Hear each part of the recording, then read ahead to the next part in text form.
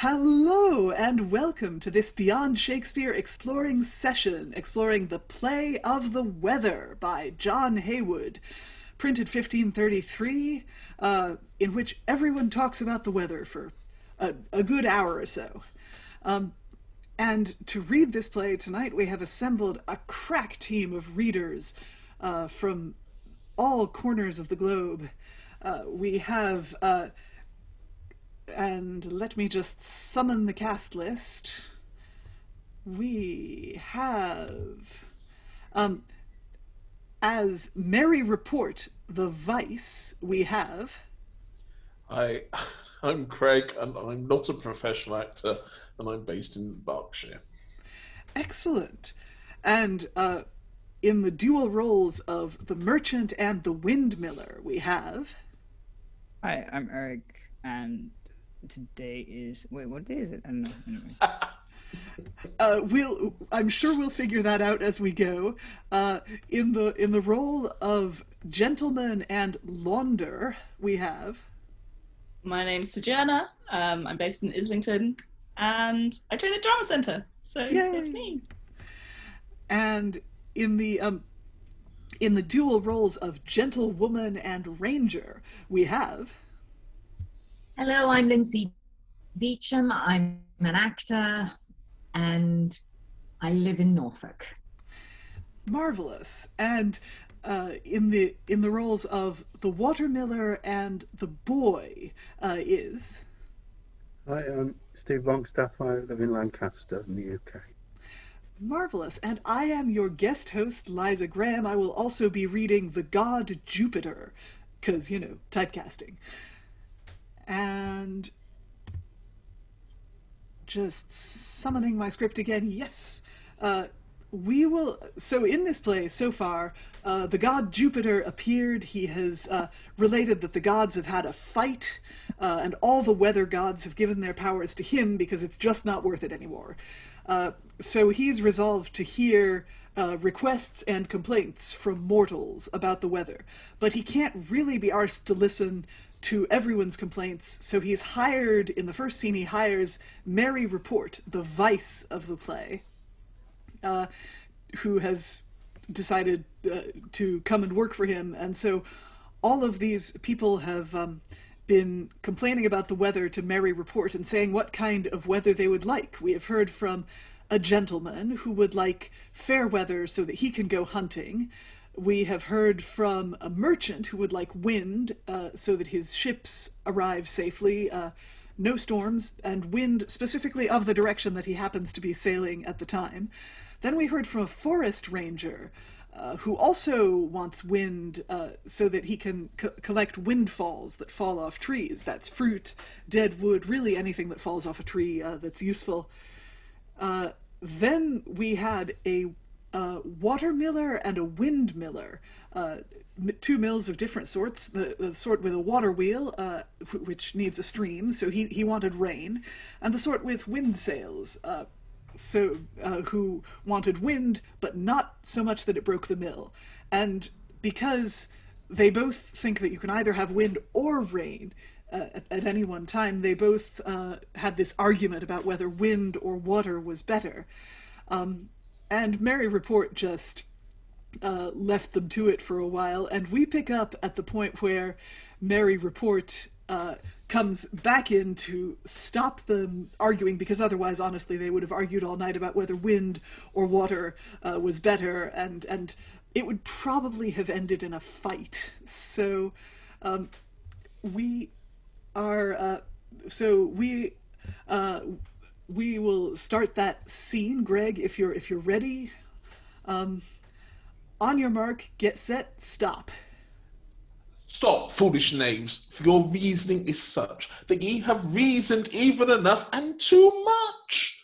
I heard all the words that ye both have had, so help me God, the knaves be more than mad. Neither of them both that have wit nor grace to perceive that both mills may serve in place. Between water and wind there is no such let, but each mill may have time to use his fet, which thing I can tell by experience, for I have of mine own not far from hence, in a corner together, a couple of mills, standing in the mares between two hills, not of inheritance, but by my wife. She is fearfed in the tale for a term of her life, the one for wind, the other for water.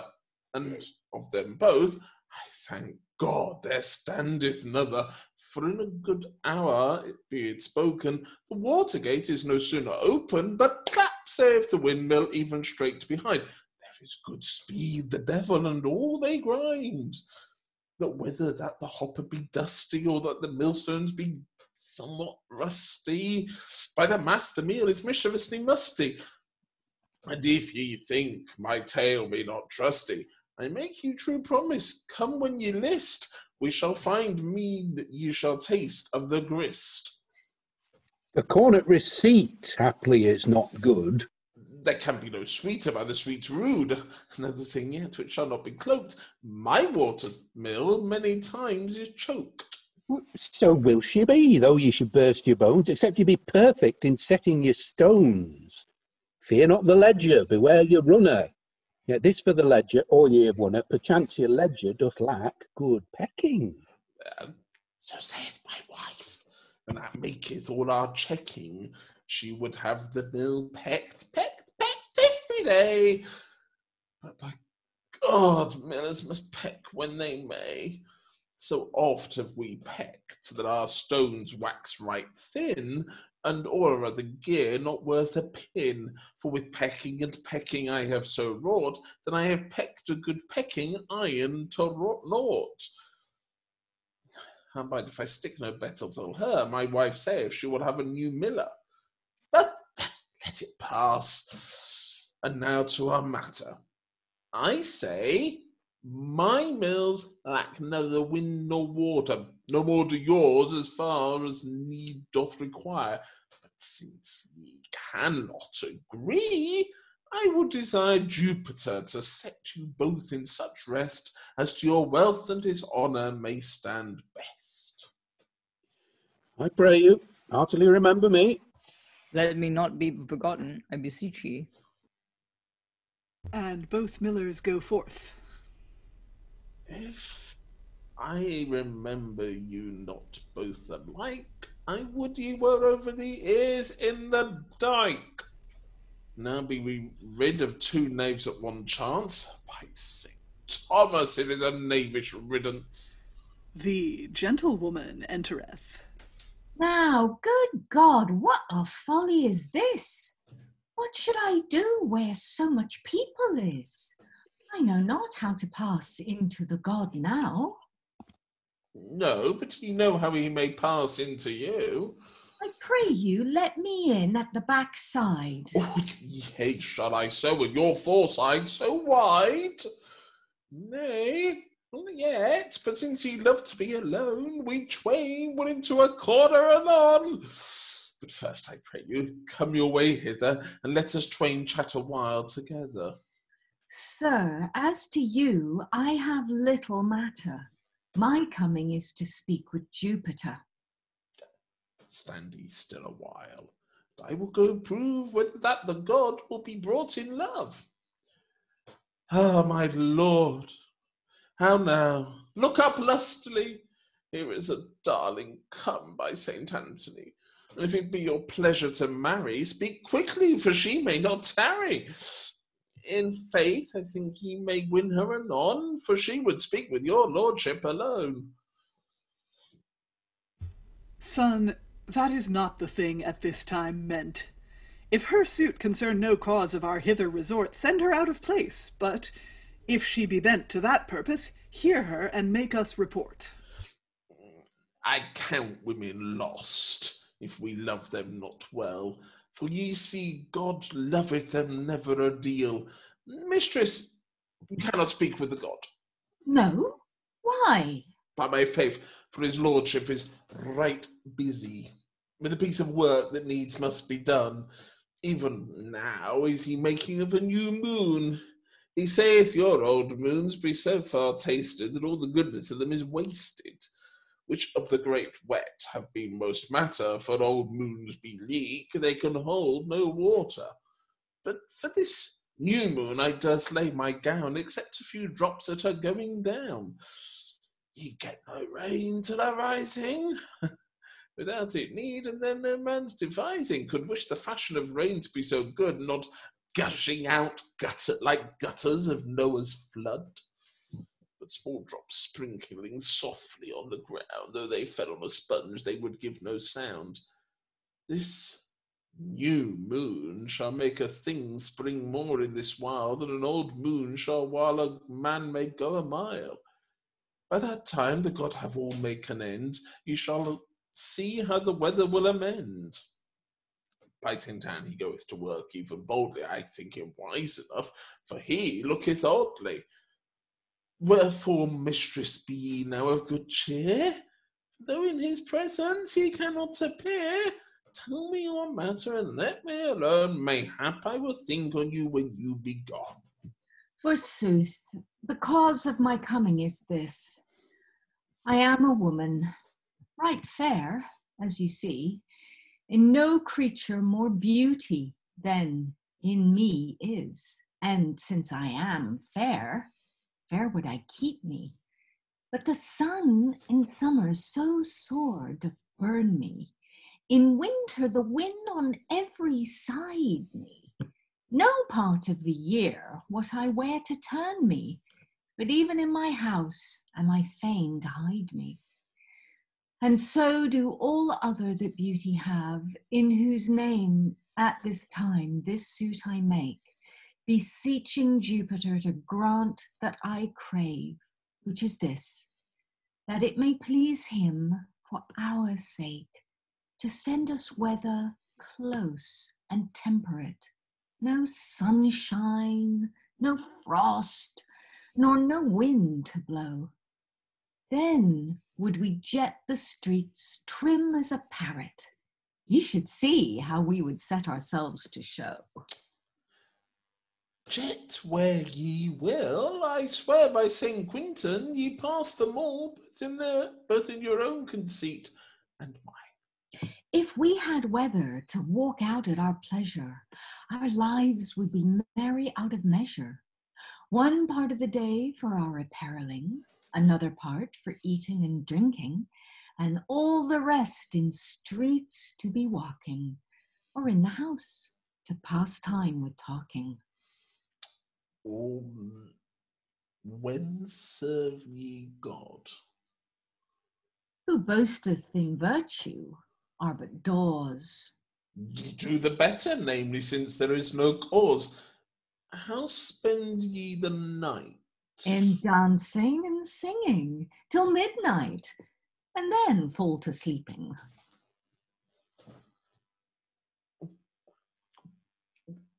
Why, sweetheart, by your false faith, can ye sing? Nay, nay, but I love it above all thing. Now by my troth, for the love that I owe you, you shall hear what pleasure I can show you. One song have I for you, such as it is, and it were better ye should have it by giz. Marry, sir, I thank you even heartily. Go on, sirs, but now let us sing lustily. Here they sing, and here we pause. In Heywood, there are a lot of places in Heywood's plays where songs are noted, but unfortunately no song has survived, or if any have, it's very few, and we don't necessarily have the music either. So I do as a singer feel quite sad for the lost songs. So, Greg, you settled that dispute between the Millers quite well with an extended metaphor so filthy that I'm not even going to explain it. You know. Oh. Yeah, I love that first speech. I only realised how dirty it was getting as it got on, and I was going, oh, right, that's where this is going. But yeah, and I quite like his interactions with the gentlewoman too. There's some quite fun lines in there, which are... had people going, Hashtag me too, forsooth. Yeah. Lindsay, how do you like the gentlewoman? Well, I think she's making a very fair point. You know, it's clearly she's, you know, God's gift to the planet in general, and she hasn't got any false modesty about that. She, you know, tells it like it is, and yeah. So, you know, she wants temperate weather. She's come to ask Jupiter. She's having to ask Mary Report instead. You know. Yeah, I mean, it all seems very jolly, and I think this song seems very jolly as well. You know, she says, "No, I can't sing a note, but I love it." I think that could be fun in performance. Yeah, it could, and I wonder what kind of song they might sing together. Anyone have a thought on that? I was really gonna be bad and say it's Raining Men, but you know.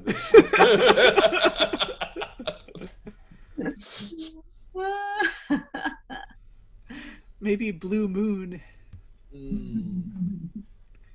As long as he doesn't take her in the corner of the field, we're okay. Yes, Maybe it's Moon River or something. It's interesting that, don't you? I mean, Eric, you're up with ancient Greek and mythology. Isn't it interesting that Jupiter, like Mary Report, shows a quite priapic interest in the gentlewoman, but Jupiter doesn't, for all his famous lechery. He just kind of says, "No, we're here for business. Just hear her case." I think you could play with Mary Report's speech about creating a new moon. Oh, could you ever? Oh yes, I was trying, but didn't get very far. Yeah. This new moon shall make a thing spring more in this while. Well, you know, if Jupiter's making a new moon, it's just, you know, someone's butt. It's just a butt in isolation. You can do that when you're a god. He's probably going to put it in the sky and make it into a planet or something. Yeah. I was thinking that maybe it just meant that he was doing nothing because a new moon is like darkness, literally. Maybe. So I don't know. Maybe that's just, but maybe that's just me trying to take the dirty out of it. Well, you know, there should always be cleanness and filth as a choice. Any other thoughts on this bit before we go on? This is the first female character we've seen in this play. Well, back to Jupiter, and priapic or not, this is played in the court of Henry VIII around the time that Anne Boleyn is moving in. So I think, you know, that I think Henry VIII and Jupiter, there might be some kind of points of contact there, but equally that might be the reason that Jupiter very definitely does not do things that Jupiter did. It's true that Jupiter pretty much represents the king, and if you play it before the king, or if you play it among people who know the king, or spend time with the king, then you do have to be kind of careful how you portray that central role. And you know, we will see when we get to the final scene how Jupiter wraps the whole thing up. The other thing I was going to note is that something we might not catch is the in-period view of what the gentlewoman wants. And the gentlewoman wants temperate weather so that she can go walking in the streets at all times. But this was, you know, in the 1530s, it was strongly morally thought that a virtuous woman would stay in the house and, you know, tend the hearth and keep the house. And so it's possible that the weather the gentlewoman wants would, you know, Heywood is implying it would lead to moral degeneracy, because women would just go and walk whenever they wanted to. And we can't have that, can we? So perhaps that's what they sing a song about, but they have sung their song, and the song is done, and they're both very happy about it, and soon we will have the entrance of a launderer, who's the play's second female character, but she's very different from the gentlewoman. So, in your own time, gentlewoman, take it away from after the song. So this is well done. I heartily thank you. You have done me pleasure, I make God avow. Once in a night I long for such a fit. For a long time have I been brought up in it. Oft time it is seen, both in court and town, long be women are bringing up and soon brought down. So fet it is, so neat it is, so nice it is, so trick it is, so quick it is, so wise it is. I fear myself, except I may entreat her. I am so far in love, I shall forget her.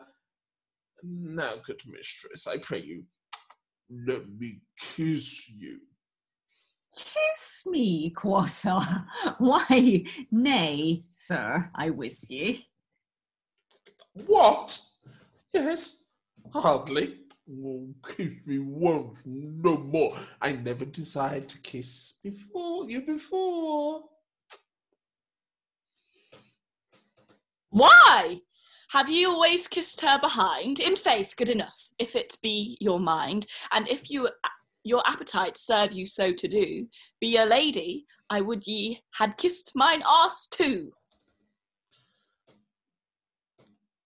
To whom dost thou speak, foul whore? Canst thou tell? Nay, by my troth, I, sir, not very well, but by conjecture this guess I have, that I do speak to an old bawdy knave. I saw your dally with your simper de coquet.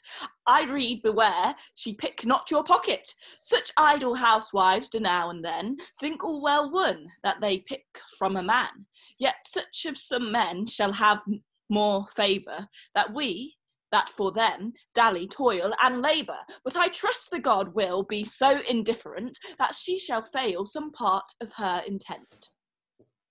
Yeah, no doubt he will deal so graciously that all folk shall be served indifferently. Howbeit, I tell the truth, my office is such that I must report each suit, little or much. Wherefore, with the gods, since thou canst not speak, trust me with thy suit, I will not fail it to break. Then lean not too much to yonder giglet, for her desire contrary to mine is set. I heard by her tale she would banish the sun, and then we poor launderers all undone, except the sunshine that our clothes may dry, we can do right naught in our laundry. Another man a loss, if we should miss, then of such nicobiceties as she is. I think it's better that thou envy me than I should stand at reward of thy pity. It is the guise of such gross queens as thou art, with such as I am, evermore to thwart. By cause that no beauty ye can obtain, therefore ye have us, that be fair, in disdain. When I was as young as thou art now, I was within little as fair as thou, and so might have kept me if I had would. And as dearly, my youth, I might have sold, as the trickiest and fairest of you all. But I feared perils that after might fall, wherefore some business I did me provide, lest vice might enter on every side, which hath free entry where idleness doth reign. It is not thy beauty that I disdain, but thine idle life that thou hast rehearsed, which any good woman's heart would have pierced. For I perceive in dancing and singing and eating and drinking and thy appareling is all the joy wherein thy heart is set. But naught of all this doth thine own labour get, for hast thou nothing but of thine own travail, thou mightest go as naked as my nail. Methinks thou shouldest abhor such idleness, and pass thy time in some honest business. Better to lose some part of thy beauty, than so oft to jeopard all thine honesty. But I think, rather, that thou wouldst so do. Thou hast livelier have us live idly too, and so no doubt we should, if thou mightest have the clear sun banished as thou dost crave, then we launderers marred, and unto thee thine own request were small commodity. For of this twain I think is far better. Thy face was sunburned, and thy clothes the sweeter, than that the sun from shining should be smitten, to keep thy face fair, and thy smock beshitten. Sir, now like ye my reason in her case. Such a railing!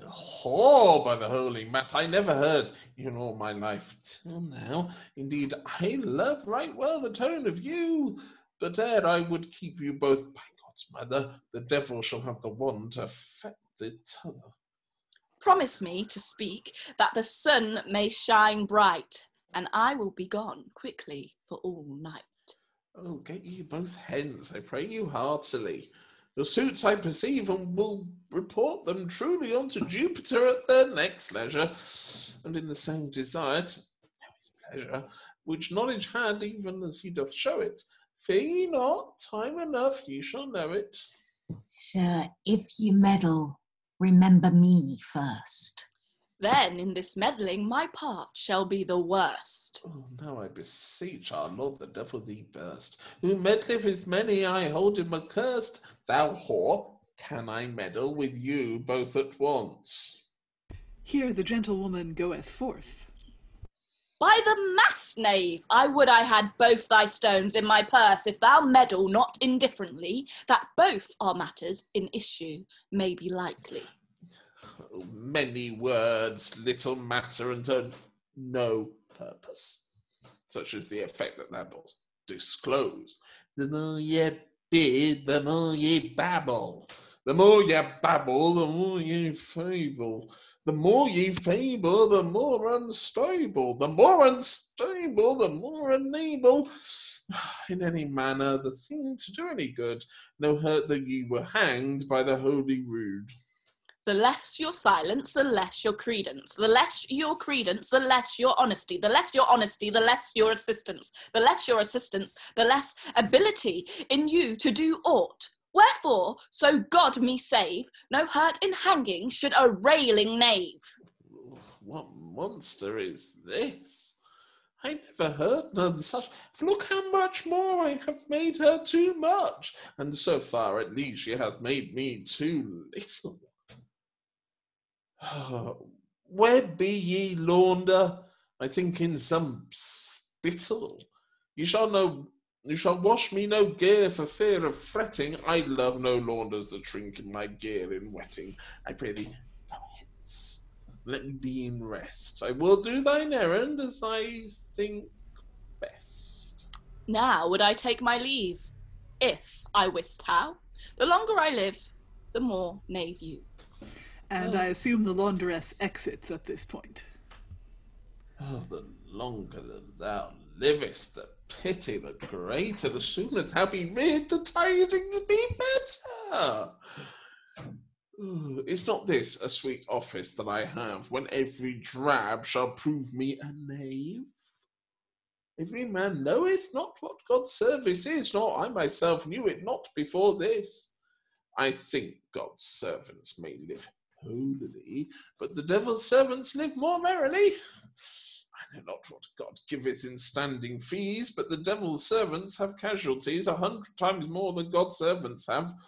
For though ye be never so stark a knave, if ye lack money, the devil will do no worse but bring you straight to another man's purse. Then will the devil promote you here in this world, as unto such rich it doth most accord. First pater nauseaque est in caelis, and then ye shall have sent the sheriff with your heels. The greatest friend ye shall have in field or town, standing a tiptoe, shall not reach your crown. And there we shall pause. Well, we had the windmiller and the watermiller debating, and then we had the gentlewoman and the launderer. The gentlewoman wanted temperate weather with no sunshine to burn her fair face, and the launderer does want sunshine to dry her clothes when she hangs them out. And yeah, a lot to unpack here. Sojourner, I quite liked your launderer. How do you feel about her? actually quite like her. She's a bit bawdy, and she's just telling things how they are. She just and I think she just comes in and thinks, what's this nonsense? We need useful weather, not weather so you can go prancing and dancing about in, which I think she's sort of saying that's a nice side effect, but actually we need the weather to get on with our work and not be lazy. Yeah. And Lindsay, what does the gentlewoman think of all this? Well, I think she just quite rightly thinks the launder is jealous. If she had my looks, she wouldn't want the sunshine either. And it's interesting, she is called a gentlewoman, so presumably we're not talking about somebody who has to work, as the launder points out. I was a bit late on one of my speeches because I was so intrigued by this word, nice bysters, or whatever it is. I don't know what it is, but I was like, what is that? Yeah. It's an amazing word, and I've never come across it before. The gentlewoman and the laundress has some really intriguing insults that she calls the gentlewoman. She starts with simper de coquette, or probably from French coquette, but also the word cock is in there, as which is always fun. And then, giglet and nice bister. There were some words in there. I was like, what am I doing? I actually have, I don't blame you, because these are not words that come up often, even in plays of this period. I think it's Heywood being a clever bastard. Now, I have this very useful book here, which you can probably find at secondhand. It's called Tudor Interludes, published by Penguin. And it's actually got an annotated version of this play, so I'm gonna look and see what that word means. But in the meantime, does anyone else have any thoughts? Stephen, what do you think? I can't really add to what people have said. I don't think it's. I suppose, having read it last night, the kind of formula is maybe starting to wear a bit thin. But this is about the sixth person who's come in and spoken about the weather, and this kind of, the point was made a bit ago that not everybody wants the same weather. It's kind of sustained by people arguing with one another, isn't it? And this is a different thing, this kind of sort of flighting between the two of them, that is entertaining. Yeah. But, I mean, they're throwing insults now, aren't they? Like, to keep thy face fair and thy smock beschitten. Like, if you want to look nice, then have dirty clothes. Yes. Yeah, and I for one actually really like the launderer. She's Mary Report doesn't rate her, because it's pretty clear how he rates women. But the launderer, the gentlewoman has this, oh, you're just jealous of me because you're not as fair as I am. And the dialogue seems to indicate the launderer is older. She says, well, when I was your age, I was as fair as you. But instead of selling my beauty, I decided to actually get a job. And then she starts to excoriate the gentlewoman's luxurious lifestyle. And she says, well, if you didn't have anything that I made, you would just be naked.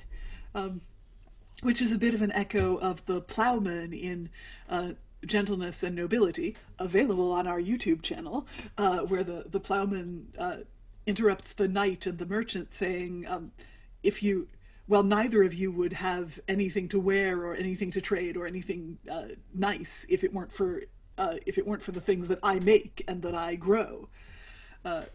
So that's that's a whole thing. I am finding the footnote to do with the word nicebister. I'm just even guessing as to how that's pronounced. But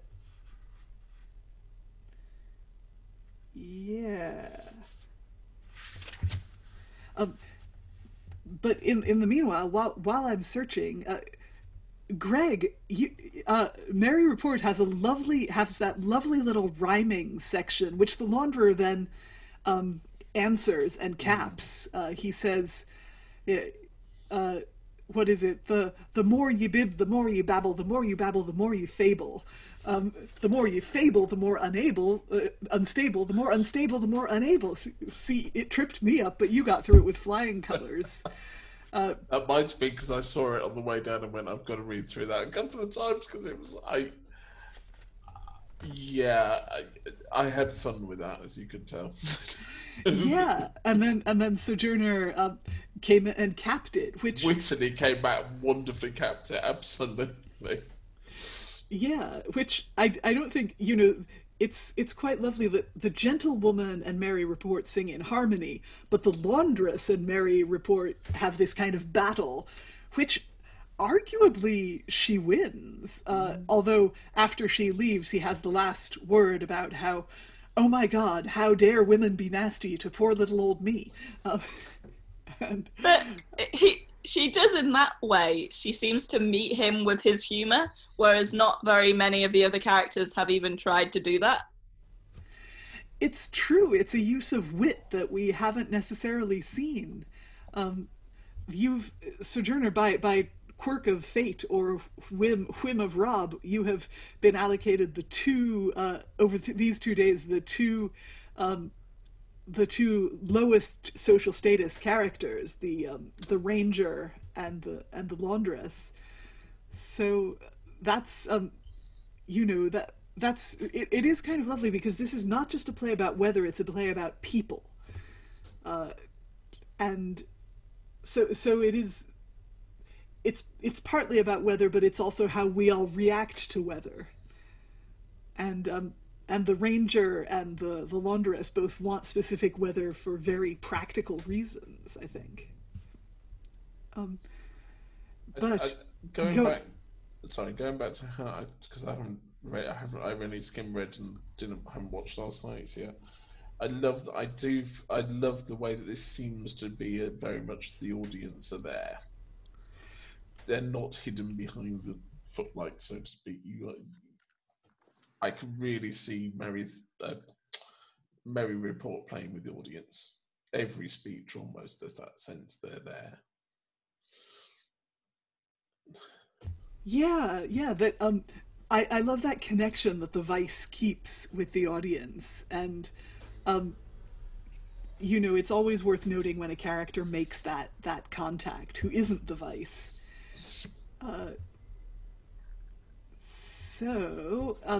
Carrying on, we're about to meet the boy, who in the cast list is listed as a boy, the least that can play. Aww. So this is not just your standard boy actor. This is the absolute smallest boy that you can possibly get who can still remember the lines and say them. And presumably he'll have been learning these lines with his schoolmaster. Yes, here comes that very small boy. Please do start in your own time.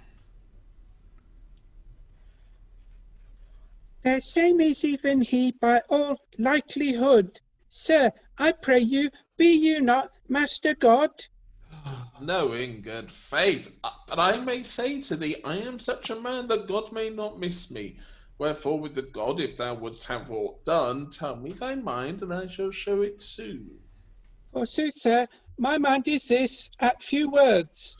All my pleasure is in catching of birds, and making of snowballs, and throwing the same, for the which purpose to have set in frame, with my godfather God I would fain have spoken, desiring him to have sent me by some token, where I might have had great frost for my pitfalls, and plenty of snow to make my snowballs. This once had, boys' lives be such as no man leads. Oh, to see my snowballs light on my fellows' heads, and to hear the birds, how they flicker their wings in the pitfall. I say, it passeth all things. Sir, if ye be God's servant, or his kinsman, I pray you, help me in this, if ye can. Oh, alas, poor boy. Who sent thee hither? 100 boys that stood together, where they heard one say in a cry that my godfather, God Almighty, was come from heaven by his own accord this night to sup here with my lord. And further he said, come whoso will, they shall sure have their bellies full of all weathers who list to crave each sort such weather as they list to have. And when my fellows thought this would be had, and saw me so pretty a prattling lad, upon agreement with a great noise, send little Dick, cried all the boys, by whose assent I am purveyed to sue for the weather aforesaid, wherein I pray you to be good as thus, to help that God may give it us. Give boys weather, quoth nonny. If God of his weather will give nonny, I pray you, will he sell any? Or lend us a bushel of snow or twain, and point us a day to pay him again? I cannot tell, for by this light I checked not nor borrowed none of him this night. But by such shift as I will make, thou shalt see. By such shrift as I will make, thou shalt see soon what way he will take. Sir, I thank you. Then I may depart. The boy goeth forth. Yea, farewell, good son, with all my heart. Now such another sort as here have been in all the days of my life I have not seen. No suitors now, but women, knaves, and boys. And all their suits are in fancies and toys.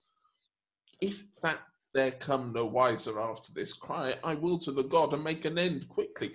Oh, yea, if that any knave here be willing to appear for whether foul or clear, come in before this flock, and be he whole or sickly, come show his mind quickly. And if his tale be not likely, he shall lick my tail in the knot. Oh. Well, and on that bombshell, let's pause for a bit. So, the boy, what, Stephen, please make the boy's case. What kind of weather does the boy want? So the boy wants snow so he can play with snowballs, and set traps for birds, it seems, pitfalls. Yeah. So play, basically. Yeah, I'm guessing that what he probably wants to do is dig a hole, put some light sticks or leaves just over the hole, scatter some breadcrumbs on there. When the birds try and land, they fall in the hole. It's very sad for the birds, and I hope he doesn't get that part of what he wants. But this was seen as an innocent pastime at the time, and yeah, snowballs. Again, I love this thought that people 400 years ago were having snowball fights just like us. Even longer, 450 years ago. Snowball fights are the great constant of nature, and wherever there's snow, we have them. There's some really amazing footage online of people in France, probably around, would have been when they first made the camera, all having a snowball fight. It's really amazing footage. It's in black and white. Oh. But yeah, you just see people having fun in the same way as people not often do now. It's true. Can anyone here think? I can't quite come up with any other instance of reference to snowball fights in plays that we've done. Can anyone think of it? Oh, well, I think that I just think that's kind of cool that just talking about snowball fighting. The boy's name is Little Dick. He's the smallest boy possible. And Merry Report actually seems to treat him fairly kindly, although he doesn't treat his request as particularly urgent. Greg, how do you think Merry Report treats this boy? I think he's at least so far the character he's the least annoyed by. I love the fact, and I'm not sure, maybe I was misreading what I've literally just spoken, but I did sound like he's now like, well, come on then, will somebody just speak for normal weather? Anybody in the audience? And it's a nice riposte to the boy, who's sort of asked for something quite sweet and innocent, and he's just like, just give me something normal, please. Yeah, and he also is getting kind of sick. He thinks the suitors now are trivial, because apparently they weren't trivial before. Apparently asking for nice weather for fox hunting is not trivial. But so yes, Mary Report is getting a bit fed up with this, and he wants to wrap it up. And so he addresses the audience. And before we carry on, does anyone have any other thoughts? I'm imagining Mary Report as a kind of a droll, you know, somebody in the manner of this is probably going to go over most people's heads, Max Wall, somebody who just gets more and more fed up of these idiots, and then finally this bloody lisping school child comes in, cutesing all over the place, and that really is it. Yeah, I think you're right. That would be very funny, sort of musical type, you know, comedy. Yeah, I mean there is a specific there was a specific term called a droll, wasn't there, which was just a kind of poker-faced, stony-faced comedian. So it made me think of that. Yeah, I mean the word droll is used later than this, about 100 years after, during the run-up to the Civil War, is used to describe simply a comedy sketch, but by extension also the people in it. So, yeah, but yeah, good point as to what kind of clown Mary Report is. Although he starts off fairly bilious as well. He starts off insulting people, and he never stops. But he starts off insulting people enthusiastically, perhaps, and now he's doing it kind of with an ill will. Maybe it started, Lindsay. Maybe it started when the gentlewoman declined his advances. I mean, yes, I think things start going wrong then. But now that Stephen has mentioned Max Wall, I kind of just get it. It's like I just see it, which is an interesting thing about how casting and visual images in these plays sometimes really, really help if they're unfamiliar, or the language is, you know, unfamiliar or tricky or whatever. You think of someone in the role and you just instantly go, yeah, that's how it should be played, or that would work if it were played like that by someone like that. Yeah. So the wind has gone out of the sails of Mary Report's windmill. He just wants to wrap this up, and Mary Report, if you would give us your oye once more, just in case anyone listening out there has any requests for Jupiter about the weather. Oh, yay, if that any knave here be willing to appear for weather foul or clear, come in before this flock can be he whole or sickly, come show his mind quickly. And if his tail be not likely, he shall lick my tail in the knock.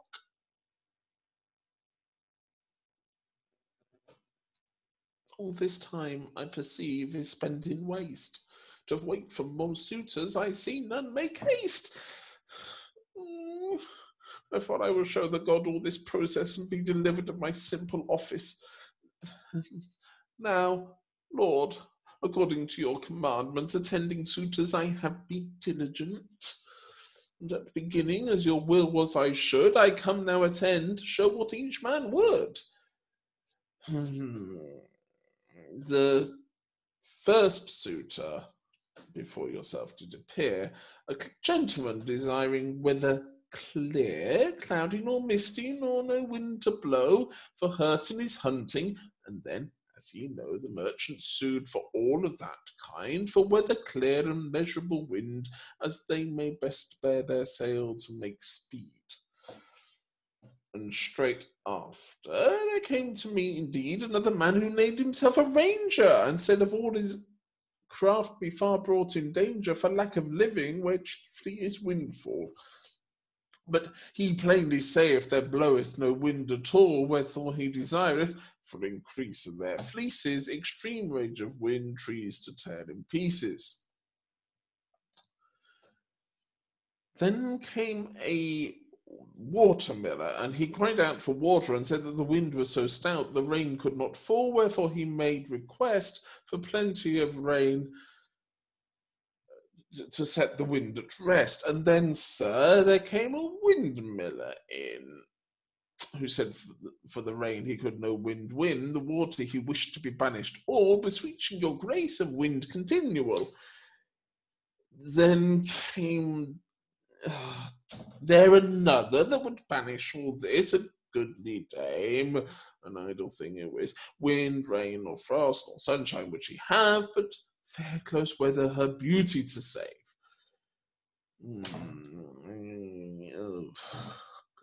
Then came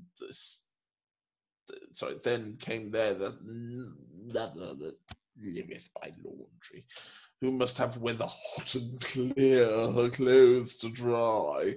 Then came there a boy for frost and snow continual, snow to make snowballs, and frost for his pitfall, for which God wot he sueth full greedily.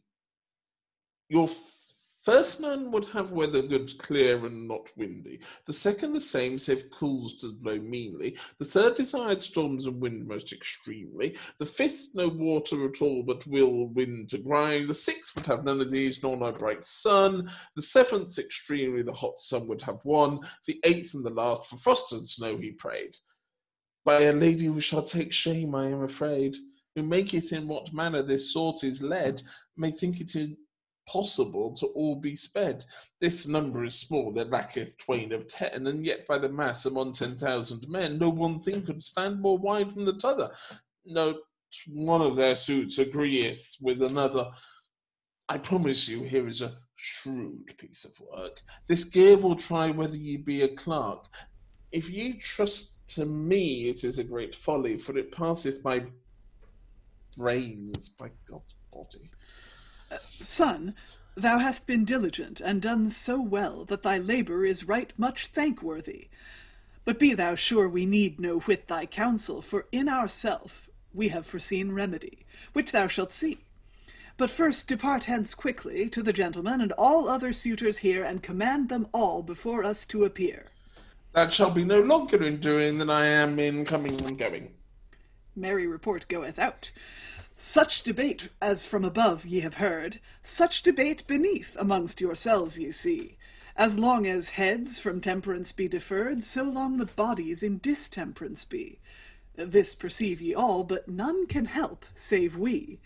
But as we there have made peace concordantly, so will we here now give ye remedy. Merry report, and all the suitors entereth. If I had caught them, or if ever I wrought them, I would have taught them to be near me. For dear have I brought them, Lord, so I sought them, yet have I brought them such as they may be. Pleaseth it your majesty, Lord, so it is. We, as your subjects and humble suitors all, according as we hear your pleasure is, are pressed to your presence, being principal, head and governor of all in every place, who joyeth not in your sight, no joy can have. Wherefore we all commit us to your grace, as Lord of Lords, us to perish or save. As long as discretion so well doth you guide obediently to use your duty, doubt we not we shall your safety provide. Your griefs we have heard, wherefore we sent for ye to receive answer each man in each degree. And first, to content, most reason it is, the first man that sued, wherefore mark ye this, oft shall ye have the weather clear and still, to hunt for in recompense of your pain. Also, you merchants shall have much your will, for oft times when no wind on land doth remain, yet on the sea pleasant cools ye shall obtain. And since your hunting may rest in the night, oft shall the wind then rise, and before daylight it shall rattle down the wood, In such case that all ye rangers the better live may, and ye water-millers shall obtain this grace, many times the rain to fall in the valley, where at the self times on hills we shall purvey fair weather for your windmills, with such cools of wind as in one instance both kinds of mills may grind. And for ye fair women that close weather would have, we shall provide that ye may sufficiently have time to walk in and your beauty save, and yet shall ye have that liveth by laundry, the hot sun oft enough your clothes to dry. Also ye, pretty child, shall have both frost and snow. Now mark this conclusion, we charge you a row. Much better have we now devised for ye all than ye all can perceive or could desire. Each of you sued to have continual such weather as his craft only doth require. All weathers in all places, if men all times might hire, who could live by other? What is this negligence, us to attempt in such inconvenience? Now, on the t'other side, if we had granted the full of some one suit and no mo, and from all the rest the weather had forbid, yet whoso had obtained had won his own woe. There is no one craft can preserve men so. But by other crafts of necessity he must have much part of his commodity, all to serve at once, and one destroy another, or else to serve one, and destroy all the rest. Neither will we do nor the ton nor the t'other, but serve as many or as few as we think best. And where or at what time to serve most or least, the direction of that doubtless shall stand perpetually in the power of our hand. Wherefore, we will the whole world to attend each sort on such weather as for them doth fall, now one, now other, as it liketh us to send. Who that hath it, ply it.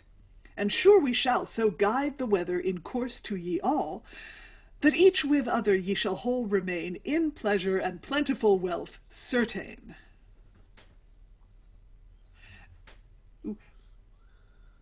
Blessed was the time wherein we were born, first for the blissful chance of your godly presence, next for our suit was there never man beforn, that ever heard so excellent a sentence, as your grace hath given to us all a row, wherein your highness hath so bountifully distributed my part, that your grace shall know yourself sole possessed of hearts of all chivalry. Likewise, we merchants shall yield us wholly, only to add Lord the name of Jupiter as God of all gods you serve solely. For of everything I see you are nourisher. Ranger, Lindsay?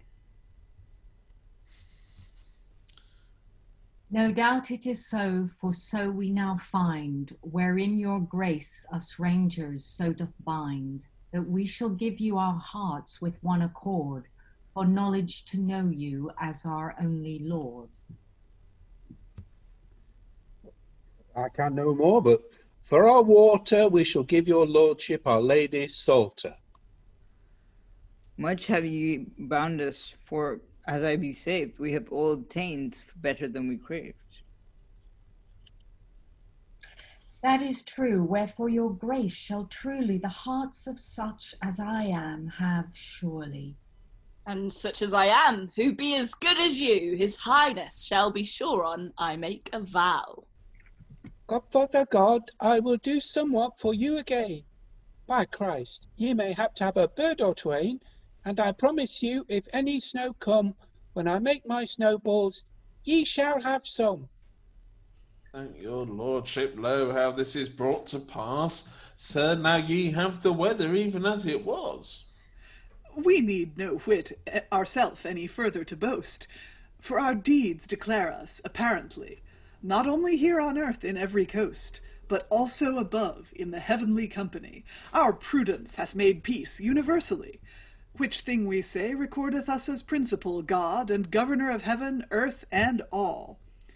Now unto that heaven we shall make return, where we be glorified most triumphantly. Also we will all ye that on earth sojourn Since cause giveth cause to know as your Lord only, and now here to sing most joyfully, rejoicing in us, and in meantime we shall ascend into our throne celestial. And there ends the play. Presumably the rest sing a song while Jupiter's throne is winched up into the gods. Yes. So basically, everyone gets the weather they want at some time. And Mary Report seems not too thrilled with this, Greg. Yeah, that was really odd. That last, it felt like an anticlimax. That last little lines from him, to me anyway. I just felt like it was a bit like, oh, I've said all this, and then it just seems like, meh. By the time, I loved his summing up speech for those that were asleep at the back. Yes, he very nicely recaps the whole thing.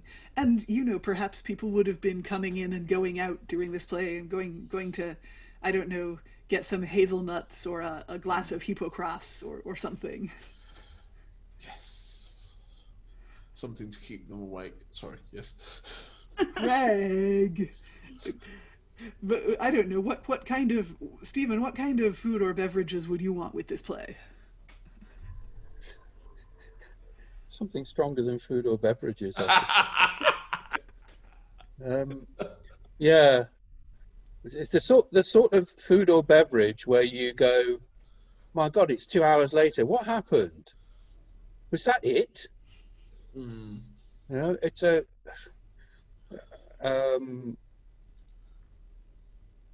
Seems pointless, It's strange. I mean, this afternoon we were reading a play which was like absolutely full of plot, and there was something happening every 2 seconds, and to come to and I like long debates as much as the next person, I mean, I'm fine with that, but I'm in sort of Team Mary Report at the end there, so you're telling us we've basically got the weather as it was. In which case, couldn't we have had a TLDR on this or something? An executive summary. It's almost like a whole play. Like this is what life is. It's basically just saying like just deal with what you've got. Like they have an entire play about how the weather changes and how certain people want this and it's basically just lump it and leave it, like that's the weather. It's like a government inquiry.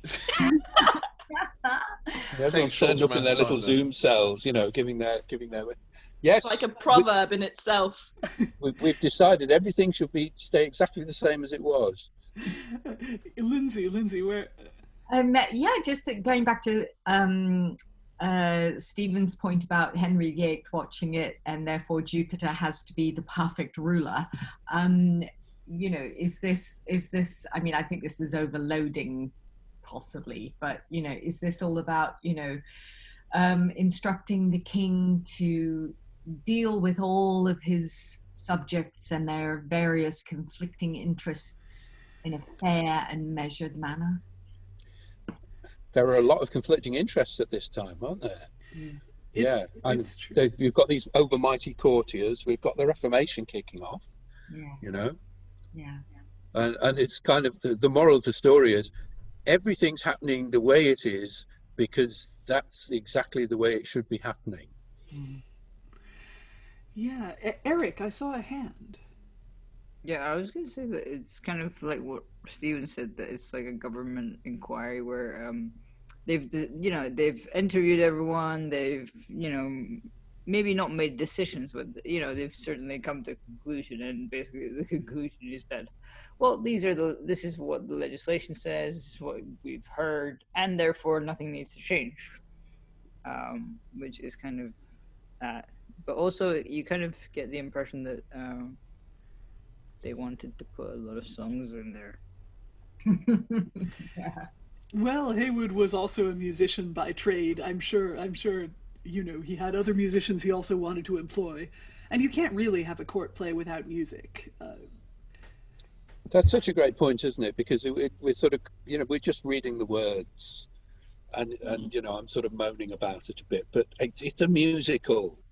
Give me the libretto of West Side Story. I go, well, not much in this, is there? So it's a great point. It does need to finish with a song, otherwise people are going to be like us, like, oh, so that's it. We're just going to continue with the weather this way. So it needs something to make people pay attention and like feel joyous about the play again, without thinking, wow, we sat through 2 hours to hear that. Okay. Yes, Eric?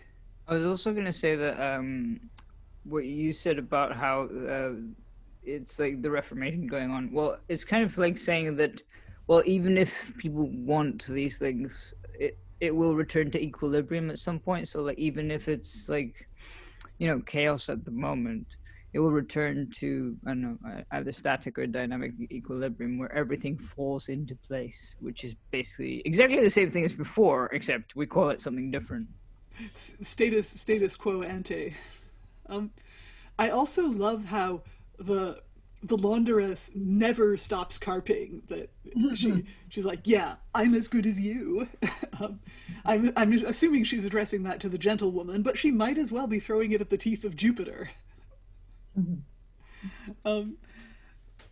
And yeah, I mean, this isn't, like I said before, this isn't just a play about the weather, it's a play about people.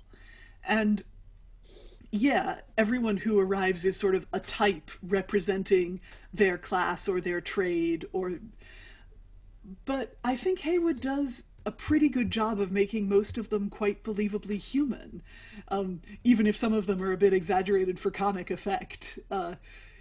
And the only one you can't really pin down is Mary Report, who isn't a type or a trade. He's the vice, and that's what vices do. And Jupiter is, I suppose, a type as well, if it's a type of a king, less a god to be feared than just a king who can't please everyone. He can't please everyone all the time, so he's decreeing that he's going to please each person some of the time, which I think is about as well as you're going to do. Which is kind of a democratic conclusion, right? I mean, it's undemocratic in that the gentleman gets to speak first, and gets to talk. The gentleman is the one who gets actual dialogue with the god. But at the same time, he's saying none of these people are better than the other, and all of them are essential. So I think that's kind of a good. I think it's kind of a good conclusion. So, Stephen, speak your mind. Oh, and also Eric. First Stephen, then Eric. I was just typing something in the chat. That's all. It was just a facile little joke. So it really, there's no mind there, I'm afraid. But I like. Back to my sort of ancient memory. When you were talking about types, I was thinking about. Some of the sitcoms I grew up with in the 1970s, which were, this person is this kind of person, that person is that kind of person. And it is a little bit like that. The part of the pleasure, which again, we can't really get is, if you gave a proper performer, a bit of resource and a bit of time to be a laundress, there would, and said, don't worry too much about, your through line, etc. Just entertain people. I think that would be great. It's a sort of it's like a variety show, isn't it? It's a selection of sort of double acts or triple acts, and Mary Report is the kind of sort of MC, and I think that's the generous kind of interpretation. You'd have to find something like that in it, I think. Yeah, and Eric, what was your thought? I was going to say that it's interesting how you get the gentleman merchant and then the watermiller and windmiller are arguing, but then like the what's called the gentlewoman and the laundress are arguing, but they're different status. But like that's basically their point of like the thing that they have in common is that they're both women, whereas sort of all the other ones are sort of different status and kind of, well, aside from the Millers, who are kind of the ones who start arguing, and then like the next sort of introduction is of the gentlewoman and the laundress who start arguing, which is kind of weird. I mean, like, I guess like that would be the opinion of the laundress, but it's also kind of people pleasing in a way. Like realistically, I don't know if they would argue that. Well, it's a play, but yeah. It is. You're right. I mean, Heywood, as we've seen, Heywood loves argument and debate. And the laundress and the gentlewoman want opposite kinds of weather. Indeed, their kinds of weather are more diametrically opposed than the two Millers, who somehow insist that it can't blow wind and rain at the same time. And I do like that Jupiter makes the very salient point that watermills are in valleys, because that's where streams are, and windmills are on hills, so it can perfectly well rain in the valley but still be nice and bright and windy up on the hills. And honestly, you guys, why? Lindsay, did I see a hand? No, I think I was just gesticulating in agreement, but not raising my hand at all. I was thinking the way Jupiter is normally portrayed in other things that I've seen and read, he's quite a character. And the Jupiter that we see here is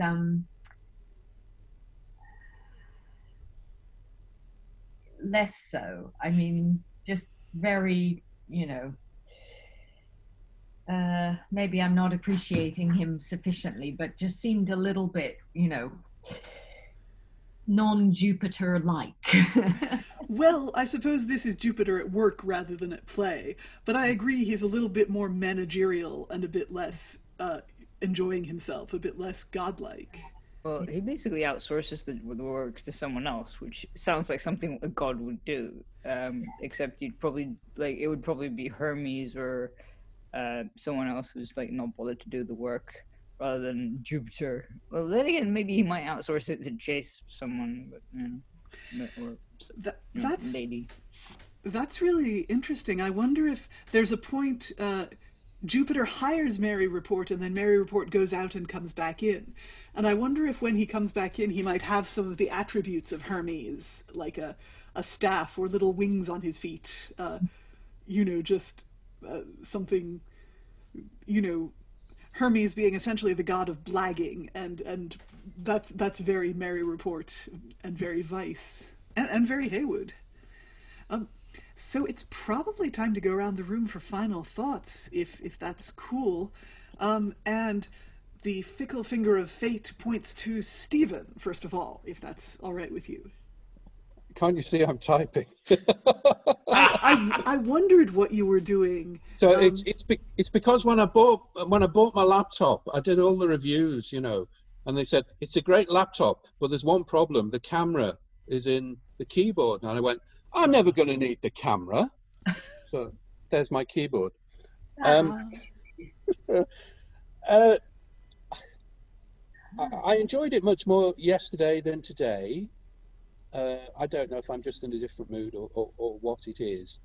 I kind of felt that the gag had gone on too long, but I completely see the structural thing that's going on here, which is the pleasure of diversity, really. That we've got so many different points of view by the end, and one of the things I really did like about the kid, even though I decided to sort of take the mickey out of it, was that usually the only children I remember from this period in plays, they're like this, they're being cute, but it's only because some bugger's going to murder them any minute.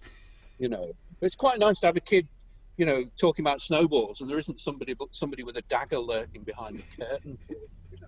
So I think that's quite nice and refreshing, and I think that speaks to one of the energies in it, which is there's a panorama here of people from all different walks of life, people with manual trades, people of different social statuses. These manual trades have all got, and there's this sort of kaleidoscope of society, and I like that about it. I'm not sure the play always pulls off it being entertaining, but it's interesting. Yeah, I would agree. And yes, there's a notable lack of murder in this play, although I'm sure that if Mary Report had left the two Millers alone for much longer, we might at least have had a fight. But yeah, no murder. Which, yes, if I'm in an early modern play, if I'm alive at the end, I think that's a win. Okay, so Greg, final thoughts of yours, Mr. Weiss? Sorry, I got distracted. I was looking at the website Stephen had just posted. I don't think I having done Gentleness and Nobility and whatever the other one was, I struggle with this one more. There's some nice characterization, but I didn't really feel, though I'm sure there are 100 reasons why he is. I didn't feel that Mary Report didn't feel like a vice as I'd encountered them before, as such. But some great lines and some really great speeches, and that rhyming one, I could see people having a lot of fun with that, and others in performance. Yeah, I mean, I think Mary Report, we were saying yesterday, is the person who holds the whole thing together, and the play kind of stands or falls by Mary Report. So I think a lot of his verse is the most fun to speak. Although, I think everyone gets some fun. Eric, do you have final thoughts? Yeah, okay. Yeah, I think it's one of those plays where you have to see it performed. And I can imagine it being a lot of fun, although the long speeches can be quite long. But as we know with Heywood, but it's one of those things where I think it could work even like as an online thing, because you could have like, and now to our correspondent in LA or something, and then you've got, that kind of, it has that element of like random people walking in with requests or something, and they don't have to be in the same place. But yeah, I think it could work. And also about the boy, you kind of get the impression that Mary Report is just leaning down to him. So like he's been leaning down for so long that when he straightens up, it's like, my back kind of thing. I can't handle this anymore. Go away. Yeah, I don't know. It's I think it has a lot of potential for comedy, so long as it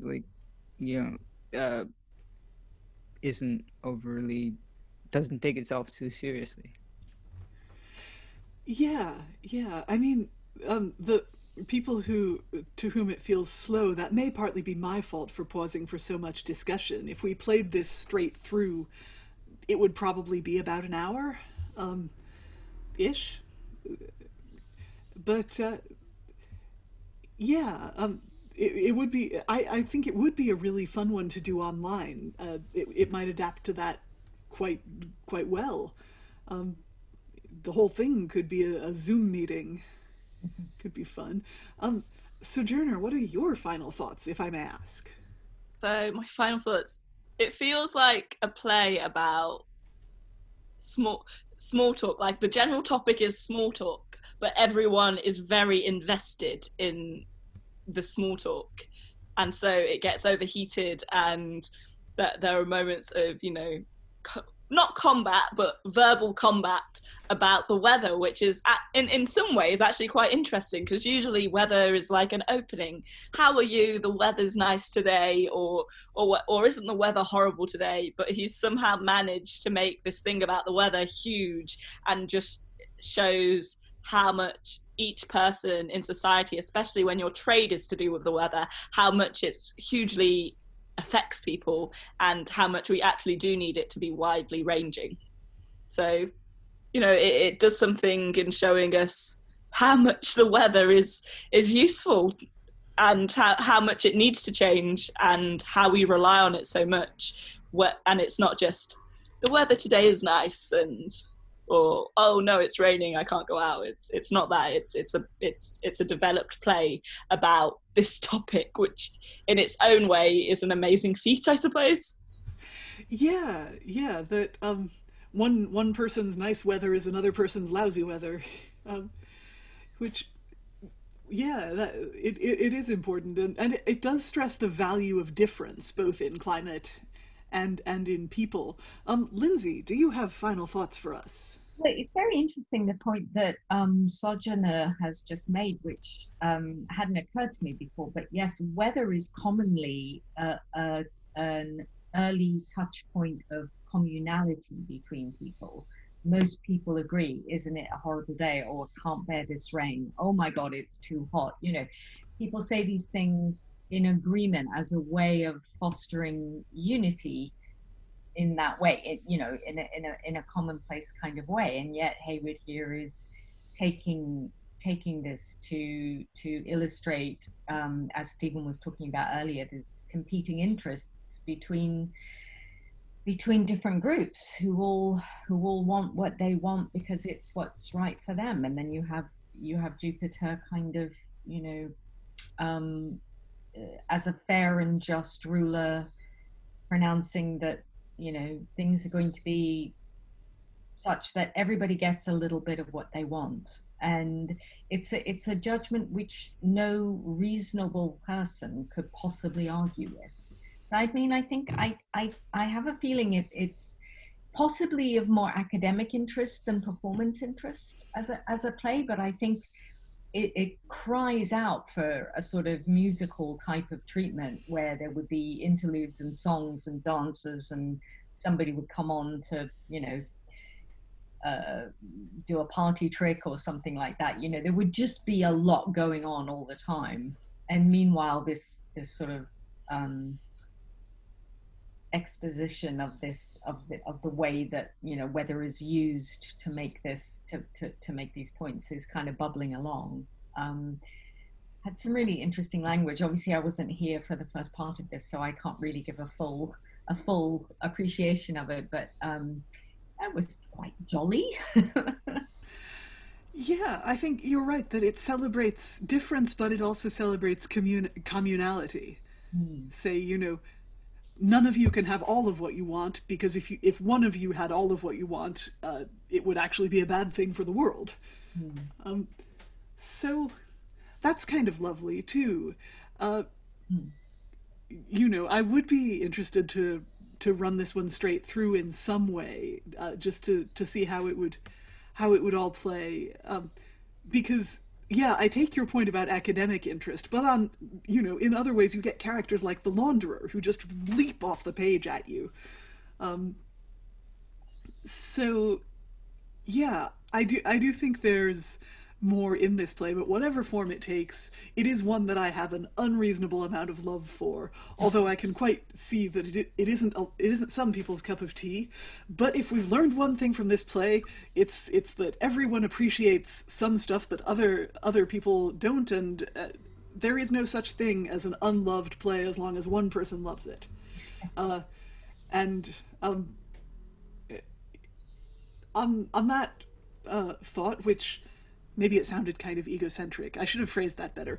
Anyway, it only remains for me to thank our roomful of readers who did such an amazing job tonight.